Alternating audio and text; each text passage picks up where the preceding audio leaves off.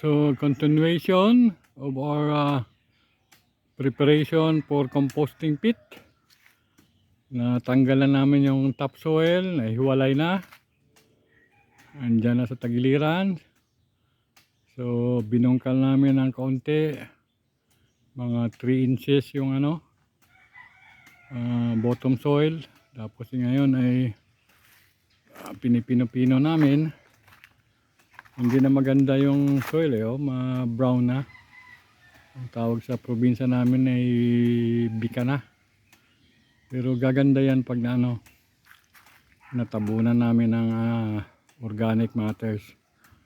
Ito, marami na rito akong naka-prepare ng mga organic matters. Yan doon pa sa tagiliran. Yan. Mga kwan. Yung weather ay kwan pa rin. Cloudy. Mabuti, hindi mainit. Pero naghubad na yung aking assistant pang malakasan na ito.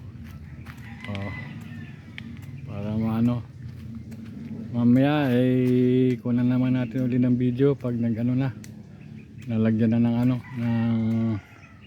mga so yan yung kwan pala ito. Ano ba ito? Yung ano nga itong rinan na tanim? Ano nga yan? Oregano. Oo. Lawak na yan tinapon ko lang yan tumubo na ng ganyan pero itong aking kuan ay natabunan niya namatay. Hindi pa siguro kuan nawala ng dahon. Baka kakukuan yung nito